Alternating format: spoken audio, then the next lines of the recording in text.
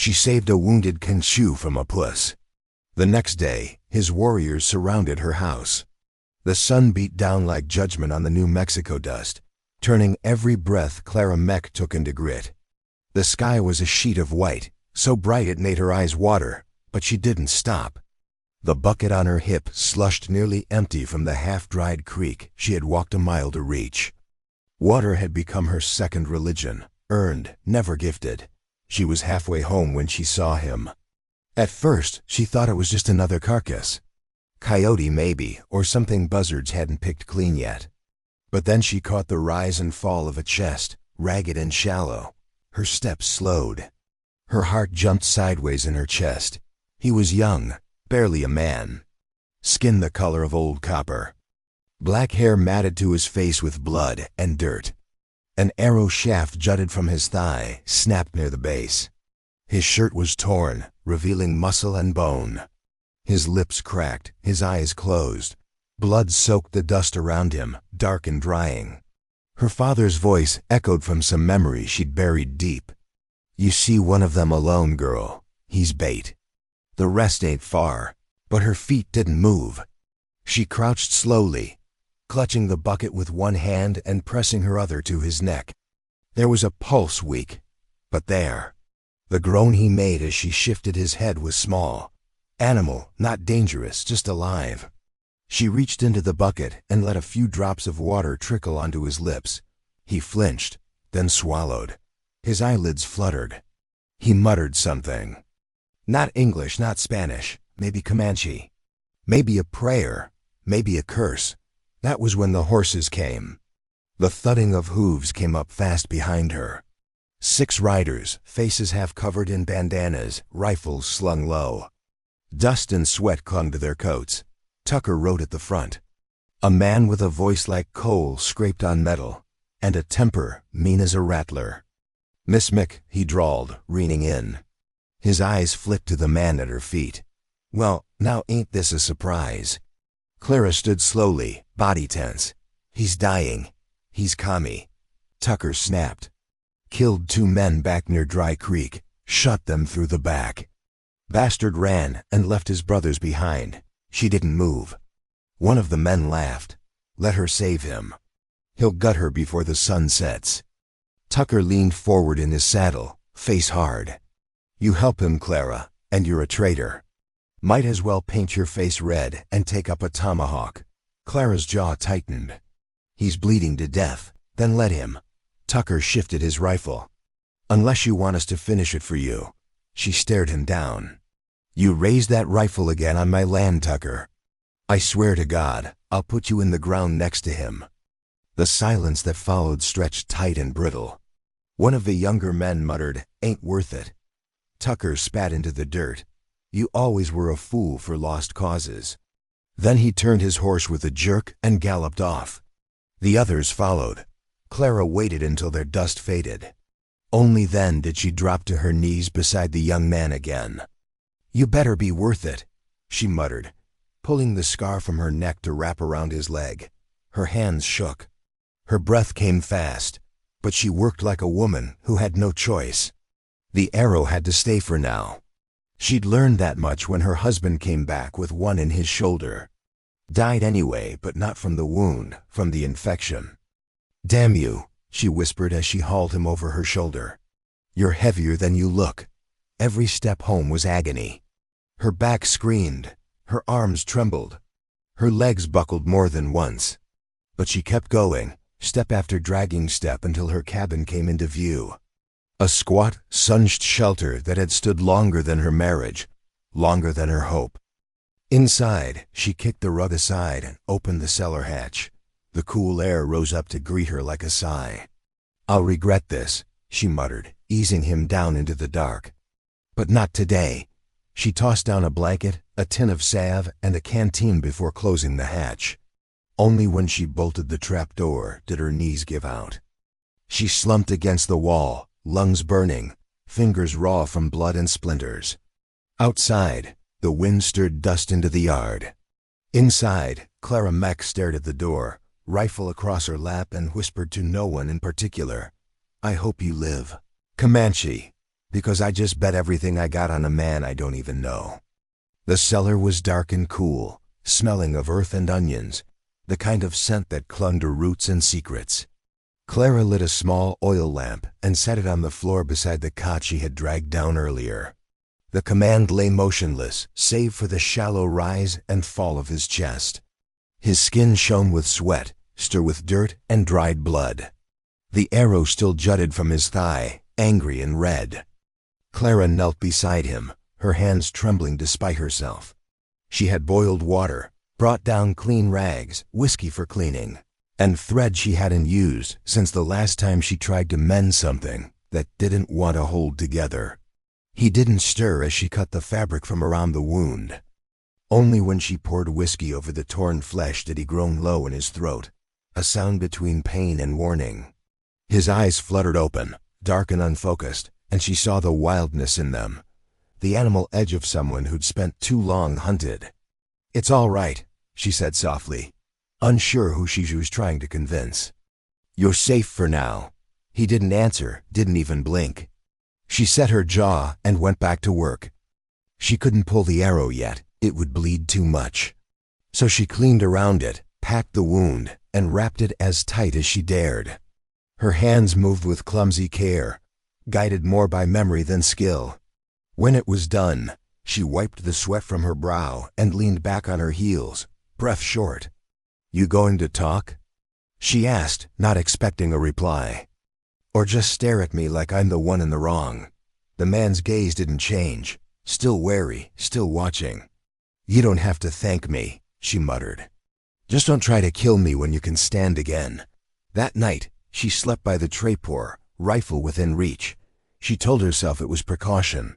She told herself she didn't trust him, and that was still mostly true. But when she woke near midnight, the cellar was quiet, save for a whisper. A single word repeated in a voice dry and cracked as old paper. "Know me why?" She sat up listening. The voice came again, soft and low. "No Comey," when she didn't know what it meant. Not English, not Spanish, but something about it, about the way he said it, made her heart slow in her chest. A prayer, maybe a name, a memory. She lay back down and stared at the ceiling, eyes wide, until sleep finally came. By morning, the fever had broken. She went down with a tin cup of broth and found him awake, eyes clearer, following her movement. He didn't try to rise. He didn't speak, but when she handed him the cup, his fingers brushed hers. And for the first time, he held her gaze without suspicion. He drank slow. When he finished, he handed the cup back with both hands, deliberate, careful, respectful. Then he looked at her again, and though no words came, there was something unmistakable in his expression. "Gratitude, Bun." She set the cup aside and folded her arms. "You're welcome," she said. He nodded once, slow. They sat in silence. Two strangers joined by injury and dust, neither knowing what came next, but both alive for now. The morning light came pale and sharp, slicing through the dusty air like a blade. Clara was feeding the fire in the stove when she heard the first sound. Hooves, not one or two, many, soft, deliberate, not galloping like the PS. This was a procession, a warning. She crossed to the window and looked out. They came like shadows rising from the earth. More than a dozen Comanche warriors approached on horseback, silent as the wind spreading out in a wide circle around her cabin. Feathers moved in their hair, rifles slung low, tomahawks gleaming at their hips. They did not shout. They did not draw weapons, but their presence pressed against the world like a storm waiting to break. At the head rode a man older than the others, straight-backed with a face carved by sun and war. His braids were stirred with silver. His chest marked with faded paint and scars like history written on skin. His eyes were sharp, deep-set, and utterly unreadable. Mecca, he was not just a leader, he was a reckoning. Clara's pulse thundered in her ears. She grabbed the rifle from beside the door and stepped out slowly, boots crunching on the dry ground. Her dress fluttered in the breeze and her mouth felt dry as dust. She kept the rifle down, but close. The circle of warriors didn't move, didn't speak. She raised her chin. "You came for him." Maka dismounted with the grace of a man who'd never needed to run from anything. He took 2 steps forward, hands empty, but his stare cut like a blade. "We came for our blood," he said, his voice low, rich with warning. Clara held her ground. "You're too late if you came to bury him." Maka's eyes narrowed. "I found him bleeding in the dirt," she continued, keeping her voice steady. "Arrow in his leg, half dead from the sun. Your people left him behind." A murmur stirred among the warriors. Maka said nothing. He studied her the way a hawk studies a rabbit, deciding whether it was worth the dive. "I dragged him here," Clara said. "I cleaned the wound, fed him broth. He's still breathing because I didn't listen to the men who wanted him dead." Still silence. Then from beneath the house, a muffled sound, a low groan, unmistakable. The eyes of every warrior shifted toward the floorboards behind her. Clara did not flinch. "He's alive," she said, "but not ready to ride." Maka stepped closer. "You keep him like a prisoner." "I kept him like a man, one who would have died without me." His gaze flipped to her hands, to the edge of the rifle, now visible behind her hip. "I didn't bring him here to trade," she added. "And I didn't bring him here to own." Another murmur passed through the warriors, low, unsure. Maka looked past her toward the roof, the chimney, the smoke that still drifted thin and steady. His fingers flexed at his side, and then he turned to speak in his own tongue. The men responded with nods, curt and slow. Clara could not understand the words, but she knew what they meant. Judgment, debate, suspicion. She watched as Maka stepped back, then lifted his chin. "You say you saved him," he said at last. "Then you watch over him until he speaks." "Until he chooses," her breath caught. She nodded once. He turned, mounted his horse again, and signaled his men, but they did not ride away. They dismounted instead, forming a perimeter, not hostile, not friendly, waiting. They would not leave without their brother. And Clara, for the first time, realized she wasn't sheltering one man anymore. She was now standing in the middle of something much bigger than her own fears. The Comanche did not leave. They made no campfires, said little. But they were there, silent silhouettes around the cabin, like spirits waiting to reclaim something lost. Each night, Clara bolted the doors, though not out of fear. Not anymore.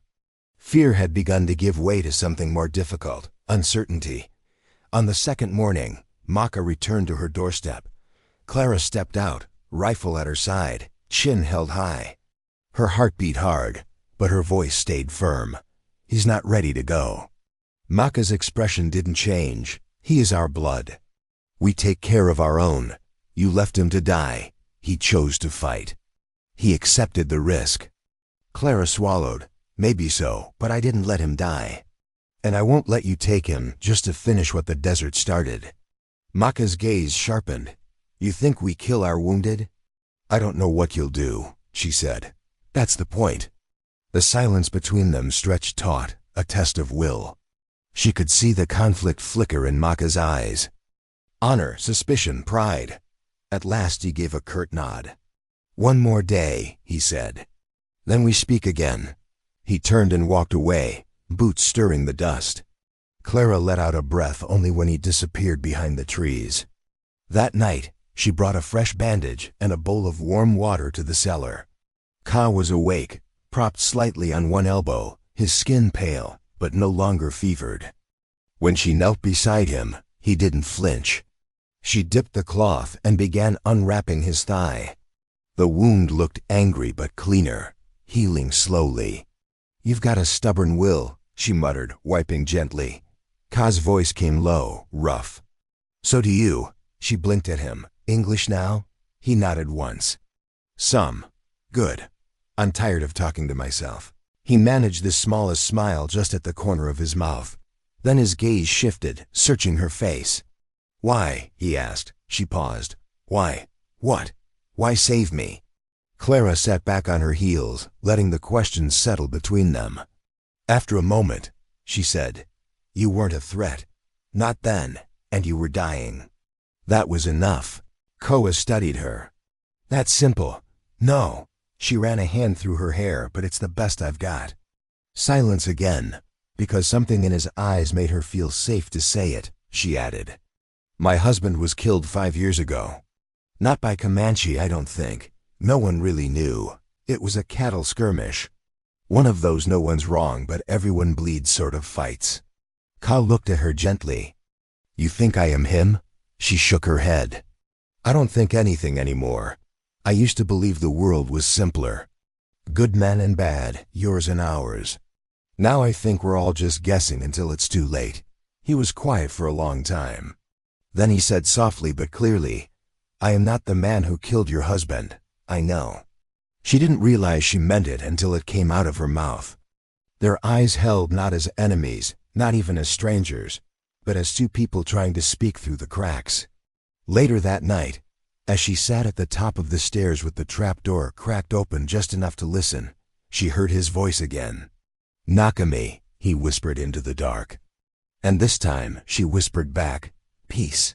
The dust came first, a long finger of it rising against the hard blue sky, curling like smoke across the ridge. Clara spotted it just before noon while gathering wood near the edge of her property. She squinted into the distance, heart tightening as shapes began to take form. Horses, saddles, rifles. Tucker, they were back. She dropped the kindling and sprinted toward the cabin, skirts tangling around her knees, boots pounding dry earth. Inside, she slammed the door shut and pulled the rifle from the wall, breath already coming fast. Then she stepped outside, hand steady, but stomach churning. The riders thundered into her yard like a storm uninvited. 7 of them, Tucker in the lead.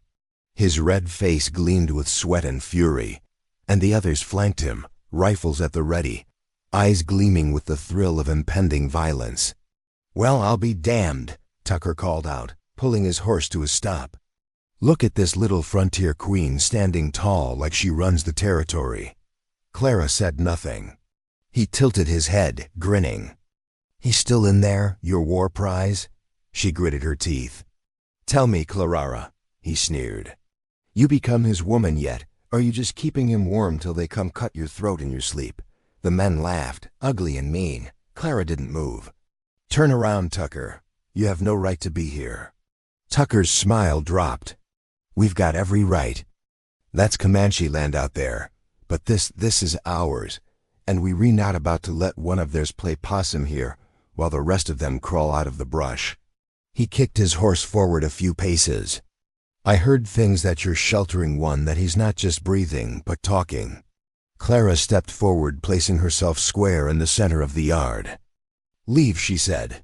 Now I won't ask again. One of the men raised his rifle. She's bluffing. A rustle answered from the trees behind the cabin beside the barn among the brush. Silent movement, purposeful. Maka's warriors had not left. They emerged from the edge of the woods like wraiths. Rifles raised but not aimed. Watching, surrounding, waiting. Tucker stiffened. Well, look at that. They didn't run. Brave little beasts, aren't they? The tension in the air drew tight as a wire. Clara's voice cut through it. I will not let blood spill on my land unless I am given no other choice. Tucker turned his glare on her. You really picked your side, didn't you? I didn't pick a side, she snapped. I chose to save a life. You came here to kill. He laughed once bitter. You sound just like my wife before she ran off with a preacher. Maka stepped out from behind the cabin, walking slowly but without fear. His warriors fanned wider. No one spoke. They didn't need to. Tucker's hand dropped to his holster. Clara's rifle rose before he could draw. Her voice cracked like a whip. Try it. I dare you. Tucker stared at her. The wind picked up. A loose shutter slapped against the cabin wall like a heartbeat. You aiming that at me, Clara? He said, quieter now. I'm aiming it at the man who decides to make me dig another grave in dry dirt. They stood like that for a long, painful moment. Behind her, Koa appeared in the doorway, pale, limping, but upright. He said nothing, but the sight of him sent a shiver through Tucker's ranks. Not a ghost, not a corpse. A man who refused to die. Tucker spat into the dust. This ain't over. No, Clara said, but maybe it never should have started. He turned his horse, snarling. One day, girl, you'll wish you'd let him bleed. The Posse rode off in a storm of hooves and dust. When the air cleared, Clara lowered her rifle slowly. Maka stepped beside her, his eyes unreadable. You fight for him, he said. She turned to look at Koa, who stood behind her, steadying himself on the doorframe. I fight for peace, she said. But if I have to stand between both sides with a gun to keep it, so be it. Maka gave a slight nod. Not approval, not praise, recognition. Clara had become something else now, not just a settler, not just a woman. She was a boundary, a line no one dared cross lightly. It started with a sound like the snap of a bone-sharp sudden final. A gunshot cracked through the stillness, echoing off the rocks like thunder. For a split second, no one moved. The world held its breath. Then chaos tore it wide open. Smoke burst from the muzzle of a settler's rifle, and the bullet struck the ground inches from Maka's feet. The warriors responded without hesitation. They moved like wind and fire, spreading through the brush with terrifying coordination. Rifles barked, horses reared, the air filled with shouting, gunfire, and the scream of dust choked wind. Clara didn't have time to think. She dropped to her knees behind the wood pile beside the cabin, loaded her rifle with shaking hands, and pressed it tight against her shoulder. The crack of gunfire around her was deafening, but she could still hear the voices. Men shouting her name, calling her traitor, demanding surrender. None of it mattered. Not anymore. She caught sight of Koa near the doorway, gripping the wall for balance. He was still weak, favoring his wounded leg, but his eyes were sharp and alert. Blood had brought him back to life. Clara raised her head and fired. A settler ducked too late. His hat flew off as her shot tore through the brim. She ducked back as return fire split the air above her, biting wood and sending splinters into her face. She wiped her cheek with the back of her hand, smearing dust and blood. To her left, Maka led a flanking charge, directing warriors with hand signals, voice low and urgent. The Comanche moved as one, flashing between cover, rifles raised, fearless. Clara didn't speak their language, but she didn't need to. Their battle was a language of its own. Then a sudden cry rang out sharp close. Clara turned just in time to see a settler break from the trees, rifle leveled at Koa's exposed side. She scrambled to her feet, heart hammering, and fired without aiming. The shot slammed into the man's shoulder. He spun, dropping his weapon as he fell hard to the ground. Clara stood frozen, smoke curling from her rifle barrel. Her breath came in ragged gasps. Her hands trembled. Koa stared at her, not in fear, not in anger, but in something deeper, recognition. She had drawn blood in defense of him. There was no going back now. Another shot rang out, this one closer. Clara ducked, pain lancing across her upper arm. A graze, not deep, but enough to knock her sideways into the dust. Before she could rise, a shadow moved fast beside her. Koa. He crawled toward her, dragging his injured leg, one arm bracing his body, the other outstretched toward her rifle. His chest heaved sweat and blood, staining the fabric of his shirt, but his eyes never left her.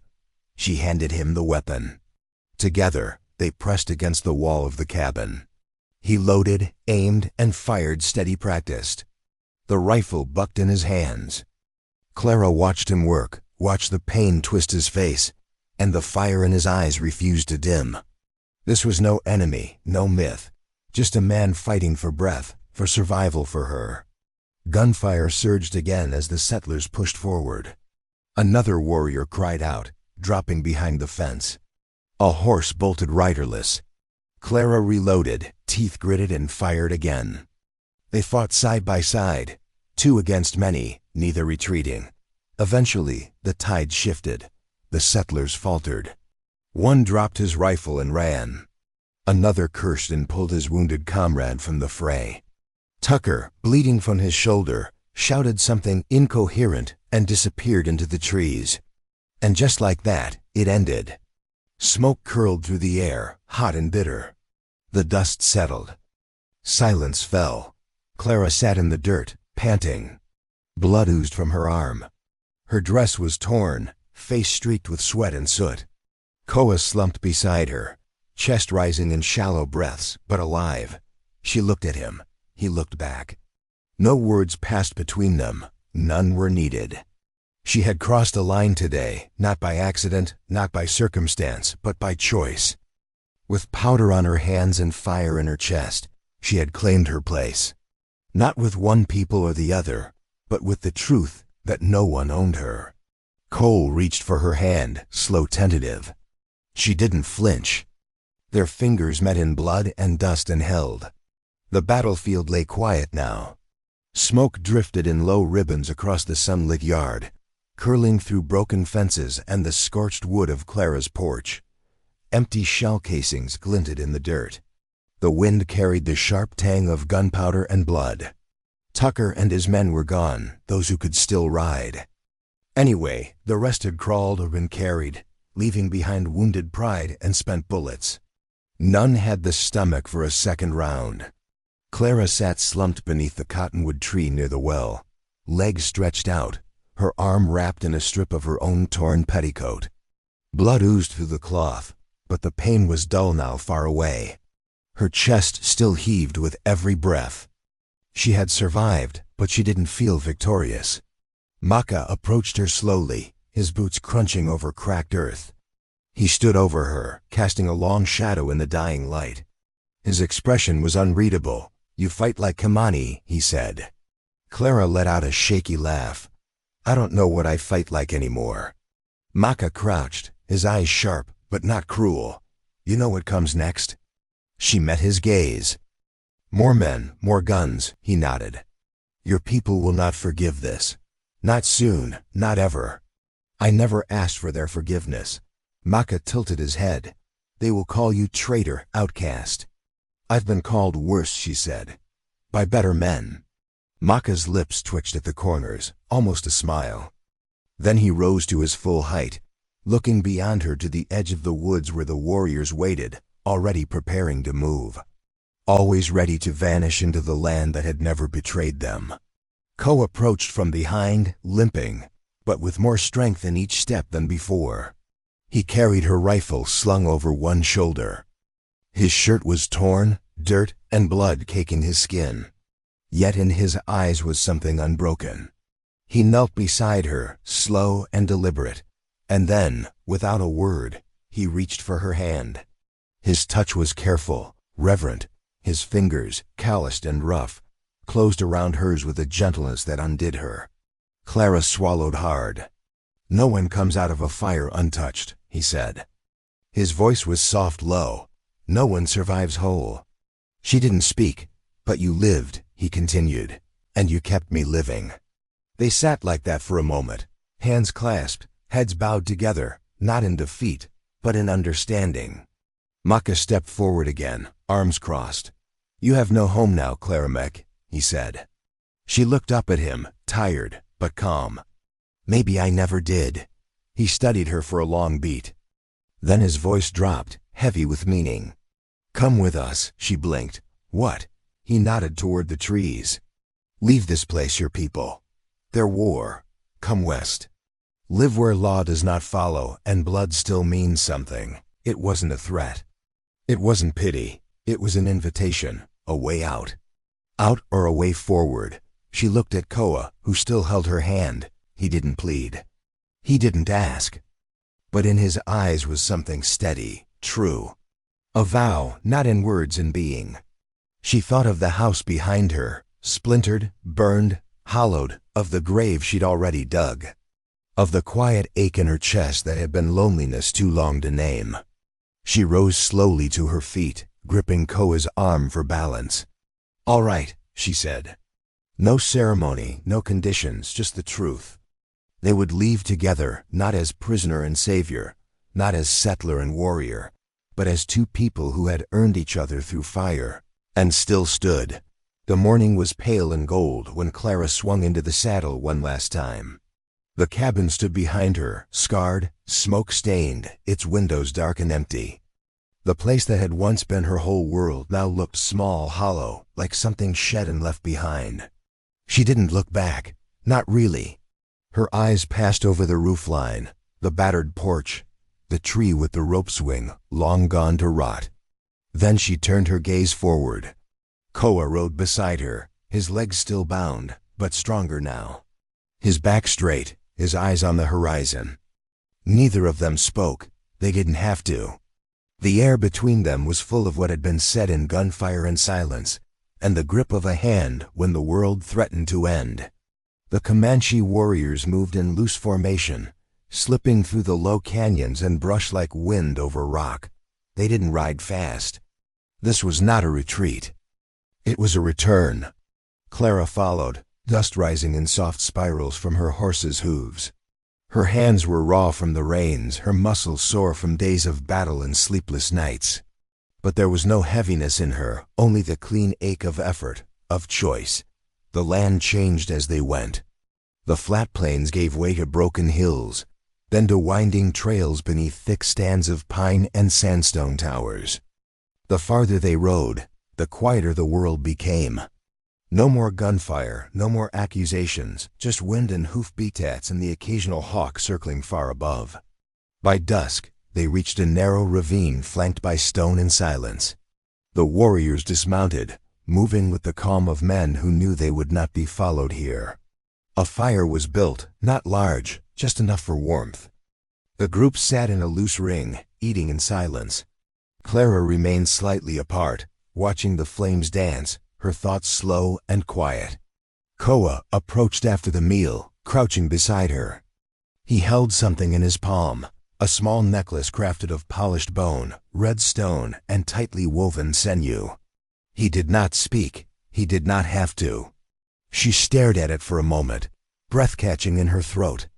It was not a ring, not a vow carved in stone or sealed in a church, but it meant more. It was the kind of promise forged only in survival, in blood and dust, in quiet protection, in trust earned without asking. He reached forward and tied it gently around her neck. The touch was soft, reverent. She placed her hand over the pendant, then over his hand. Their eyes met. That was all. No kiss, no fanfare, just the steady rhythm of something real. Later that night, she lay wrapped in a blanket beneath a sky full of stars, so sharp they looked like shards of ice. Beside her, Koa slept on one elbow, watching the fire fade. And Clara knew she was not running anymore. Not from her grief, not from her past, not from the faces who would call her traitor. She had chosen this, chosen him. They had not survived to return to what was. They had survived to build what could be. And out here in the silence between stars, in the wild where names no longer mattered, that was enough, more than enough. It was love, and it needed no permission. Out here, survival is earned. Love is not promised, and peace is a choice made one step at a time. Clara didn't ride back to the world that betrayed her. She rode forward toward a future that didn't care where she came from, only who she chose to become.